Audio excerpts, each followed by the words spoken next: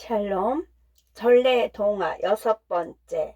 콩쥐 팥쥐. 옛날 어느 마을에 콩쥐라는 마음씨 착한 여자아이가 살았습니다. 어릴 적 어머니를 여인 콩쥐는 아버지와 단둘이 살았지요. 어머니가 안 계신 콩쥐는 이것저것 집안일을 많이 했습니다. 아버지는 늘 그런 콩쥐가 가여워서 마음이 아팠습니다. 하지만 아버지는 장사하러 나가야 하기에 콩쥐를 많이 돌봐줄 수가 없었습니다. 아버지는 콩쥐를 위해 재혼을 결심하고 새어머니를 맞이하였지요. 새어머니에게는 팥쥐라는 딸이 있었습니다. 팥쥐는 콩쥐보다 나이가 어렸죠. 부인, 이번에 장사를 나가면 한참 있다 올 것 같소. 우리 콩쥐 좀 잘 보살펴 주시오. 아버지는 장사하러 떠나며 새어머니께 콩쥐를 부탁했습니다. 별 말씀을 다 하세요. 이제 콩쥐도 제 딸인걸요. 걱정하지 말고 다녀오세요. 하지만 새어머니는 아버지가 계실 때만 콩쥐에게 친절했습니다. 아버지가 안 계실 때는 콩쥐에게 온갖 일을 다 시키고 하인처럼 부려먹었지요. 또 때리고 구박하기 일쑤였습니다. 아버지가 떠나자 콩쥐는 고단한 날이 계속됐습니다. 낮에는 집안일과 밭일을 하고 밤이 되면 바느질을 했습니다. 잠잘 시간도 없이 살은 빠지고 손은 온통 상처투성이었습니다. 어느 날 마을에 방이 걸렸습니다. 새로 오신 원님이 생일 잔치를 연다는 것이었지요. 잔치에는 마을 사람이 모두 초대되었습니다. 팥쥐와 나는 원님 생일 잔치에 다녀오마. 콩쥐는 새어머니와 팥쥐를 따라 잔치에 가고 싶었지요. 그래서 새어머니께 부탁했습니다. 어머니, 저도 따라가고 싶어요. 그러자 팥쥐가 나서며 말했습니다. 그 더러운 꼴로 어디로 온다는 거야? 너는 집에서 일이나 해? 콩쥐는 아무 말 못하고 눈물을 뚝뚝 흘렸지요. 새어머니는 귀찮다는 듯 콩쥐에게 말했습니다.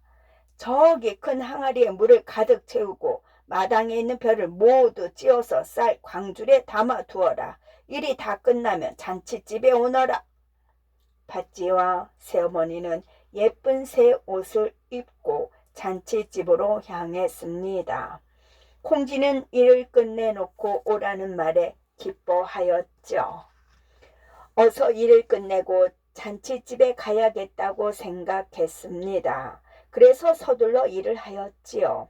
작은 항아리로 물을 길어다가 큰 항아리에 담았습니다.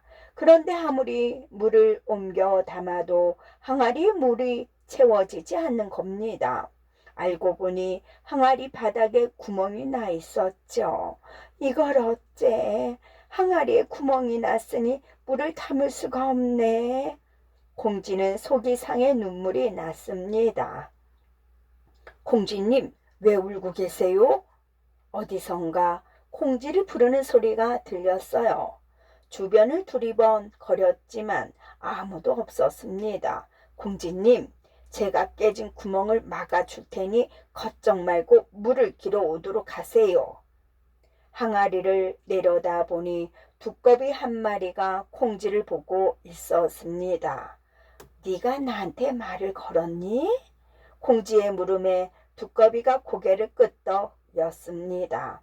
그리고 두꺼비는 항아리 안에 들어가 구멍을 막았습니다. 두꺼비의 도움으로 콩쥐는 항아리에 물을 채울 수 있었죠. 이제 남은 일을 하려고 마당을 갔습니다. 마당에는 엄청나게 많은 양의 벼가 있었지요. 콩쥐는 마당에 멍석을 깔고 벼를 펼쳐 놓았습니다. 오늘 다 끝내기는 어렵겠어. 그렇게 생각하며 일을 하려는데 어디선가 갑자기 참새떼가 몰려왔습니다. 참새떼는 벼에 내려앉아 벼를 쪼았습니다. 안 돼. 너희가 쌀을 먹으면 난 새어머니께 쫓겨날 거야. 제발 얘들아 그만해. 아무리 새들을 쫓으려 해도 새들은 꼼짝하지 않고 벼를 쪼았습니다. 공쥐는 그 자리에 주저앉았죠. 그런데 이게 어찌된 일입니까? 잠시 뒤 참새들이 날아가고 그곳에는 껍질이 깨끗하게 벗겨진 하얀 쌀이 쌓여 있었습니다. 알고 보니 참새들이 콩쥐를 도와준 것이었죠. 고마운 참새들이었구나. 얘들아 고마워. 콩쥐는 참새들에게 인사하고 서둘러 잔치집에 갈 채비를 했습니다. 어쩐담 입고 갈 옷이 하나도 없네. 공쥐님, 여기 새 옷을 입도록 하세요. 소리가 난 곳을 보니 쥐들이 예쁜 옷을 물고 있었습니다. 예쁜 옷 옆에는 예쁘게 수가 놓인 비단신도 있었죠. 콩쥐는 쥐들이 선물한 옷과 신을 신고 잔치집으로 향했습니다. 콩쥐가 잔치집으로 들어가자 사람들이 모두 콩쥐를 바라보았습니다. 아니 어느 집 아가씨이기에 저리도 아리따울까? 새어머니와 팥쥐는 콩쥐가 온 것도 모르고 음식 먹느라 정신이 팔려 있었고요. 콩쥐를 보고 놀란 것은 마을 사람들뿐만이 아니었습니다. 젊은 원님도 예쁜 콩쥐의 모습을 보고 한눈에 반했지요. 낭자, 이쪽으로 오십시오. 젊은 원님이 콩쥐에게 다가갔습니다. 이때 음식을 먹던 새어머니가 콩쥐를 보았습니다. 새어머니와 눈이 마주친 콩쥐는 깜짝 놀라 그만 그 자리에서 도망치고 말았죠. 새어머니가 내 모습을 보면 분명히 화를 내실 거야. 콩쥐가 갑자기 도망치자 젊은 원님은 콩쥐의 뒤를 따랐습니다. 낭자, 어디 가는 것이오? 제발 이름이라도 알려주시오. 하지만 콩쥐는 뒤도 돌아보지 않고 도망갔습니다. 그런데 도망가던 콩쥐 신발 한 짝이 그만 벗겨지고 말았죠. 어머나 내 신. 하지만 쫓아오는 원님 때문에 신발을 줄 수가 없었어요. 결국 콩쥐는 비단신 한 짝을 놓고 그 자리를 벗어났습니다. 젊은 원님은 콩쥐가 남기고 간 비단신을 끌어안고 사라진 콩쥐를 그리워했습니다. 다음 날 마을이 온통 어수선했습니다. 젊은 원님이 비단신을 들고 집집마다 낭자를 찾아다녔기 때문이었지요. 이 집에 시집 안 간 저자가 있으면 모두 나오시오. 드디어 콩쥐 집에도 원님이 찾아왔습니다. 새어머니는 버선 바람으로 원님을 맞이하러 달려나갔죠. 어서 오세요 나리. 저희 집에 이 신의 주인이 있습니다. 팥쥐야 어서 신을 신어보아라. 새어머니의 말이 떨어지기가 무섭게 팥쥐가 비단신에 발을 넣었습니다. 그러나 비단신이 어찌나 작은지 팥쥐의 발이 반밖에 들어가지 않았죠. 여보시오. 그러다가 비단신 찢어지겠소. 어서 빼시오. 이 집에 다른 저자는 없소? 이방의 만류에도 팥쥐는 작은 비단신을 신으려고 안간힘을 썼습니다. 이 집에 시집 안 간 저자는 우리 아이뿐이요. 이 비단신은 우리 팥쥐 거지 맞아요. 그때 멀리 장사를 가셨던 아버지가 돌아왔습니다. 부인 나 돌아왔소.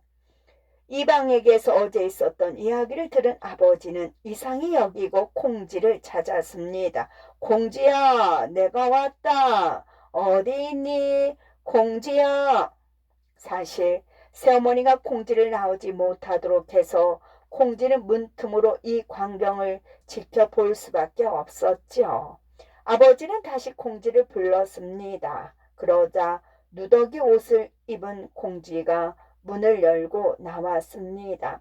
아버지, 젊은 원님은 콩쥐에게도 신을 신어보라고 했습니다. 신은 콩쥐의 발에 꼭 맞았죠. 낭자, 이제야 찾았구려. 젊은 원님은 기뻐하며 콩쥐의 손을 꼭 잡았습니다. 낭자, 나와 결혼해 주겠소. 콩쥐 아버지는 기뻐 어찌할 바를 몰랐습니다. 그때 이방이 말했습니다. 그런데 왜 이 집에 아가씨가 한 명뿐이라고 했소? 새어머니와 팥쥐는 콩쥐가 팥쥐의 물건을 훔치고 거짓말을 해서 벌하던 중이라고 말했습니다. 콩쥐 아버지는 믿을 수 없었습니다. 콩쥐야, 이 말이 사실이니? 콩쥐는 아무 말도 못하고 그저 눈물만 흘렸지요. 저거 보세요. 저 앙큼한 것이 잘못한 게 있으니 말을 못하잖아요. 원님, 저런 아이와 결혼하시면 안 됩니다. 그때였습니다.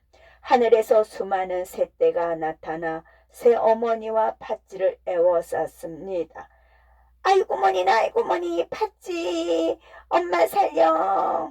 그 사이 두꺼비와 쥐가 이들에게 진실을 알려주었지요. 젊은 원님은 못된 새어머니와 팥쥐를 벌하고 콩쥐와 함께 오래오래 행복하게 살았답니다. 끝.